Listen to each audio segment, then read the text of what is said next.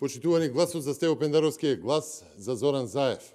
Гласот за Стево Пендаровски е глас за подкуп по шемата 1 евро за црквата, 1 евро за вицето. Самиот Стево Пендаровски кажа дека е заедно со Зоран Заев се исти 102,5%.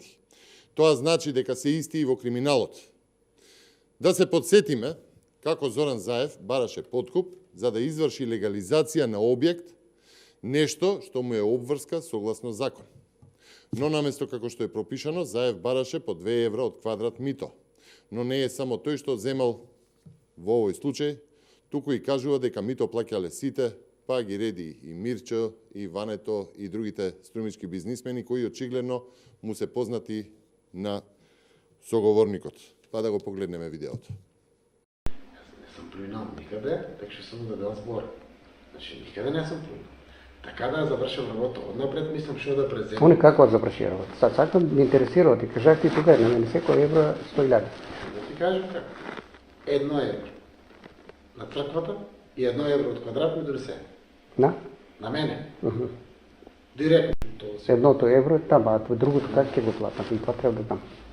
Кај виците. Например.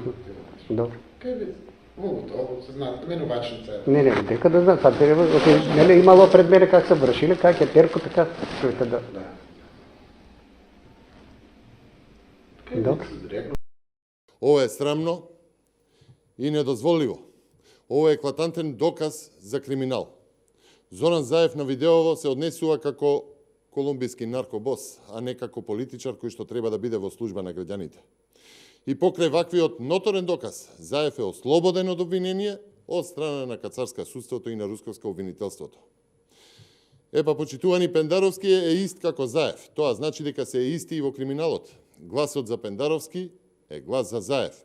Гласот за Пендаровски е давање легитимитет на подкупот, како да е нешто сосема нормално. Почитувани, вие, граѓаните, заслужувате да ги добивате услугите кои ги нуди државата согласно закон, без при тоа да треба да се подкупи некој функционер на власта. Времето на криминалот мора да заврши. Република Македонија заслужува да тргне напред. Затоа се потребни цврсти и темелни принципи кои ќе се почитуваат и ќе гарантираат демократијата и владењето на правото. Гласот за Гордана Силјановска-Давкова е глас за право и правдина, глас за иднина на Република Македонија.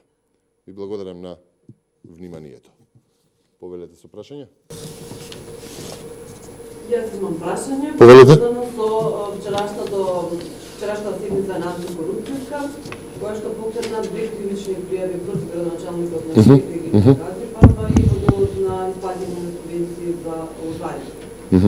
Градоначалникот на Штипиновска кажува дека ќе ја обжали на управен суд и дека практично не откупувале гласочи, туку давале пари, давале дрва на сиромашки. Па ме интересира еден став околу целата оваа поставка, бидејќи вие ги иницииравте тие жалби до... Така е. Значи, ова е само доказ на нашите посочувања дека СДСМ максимално ги злоупотребува државните ресурси и ги крши законите во целиот овој предизборен период. Докази има безброј и претходно имаме поднесувано, а и ќе поднесуваме, еве се уште тече кампањата.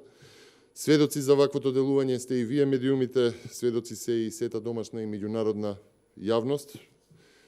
Државните институции и јавните предпријатија мора да се ослободат од притисоците и да преземат мерки да не бидат узурпирани волјата на гласачите во овој предизборен период, а во насока на нивната волја изборна.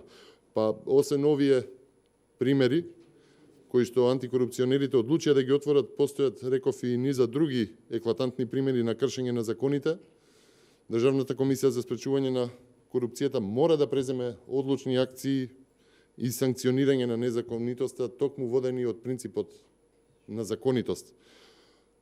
Рековте, антикорупцијска ги прифати приговорите за случаи кои што се очигледни за сите. Станува збор за незаконско работење, односно за кршење на 2 закони, тоа е кршењето на изборниот законник и кршењето на законот за спречување на корупцијата.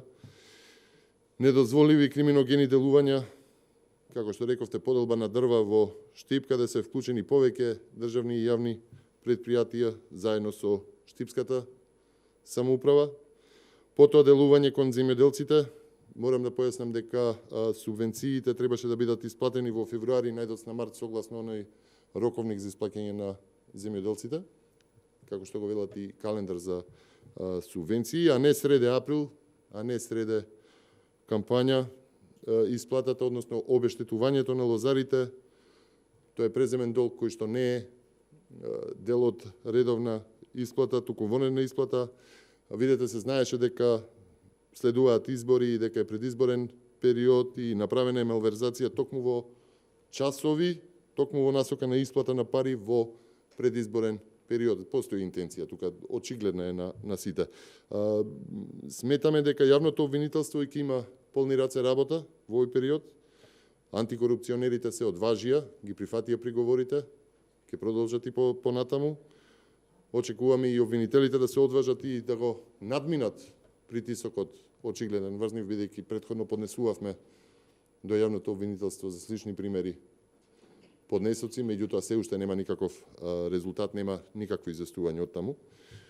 И од тука можам да кажам дека ова е само продолжено делување на власта, поучени токму од она условна неказнивост која што помина во референдумската кампања, но и би посетил дека во тој период немаше антикорупцијска комисија. Се надевам дека бев малку, можеби и подолг, но е доволно јасен.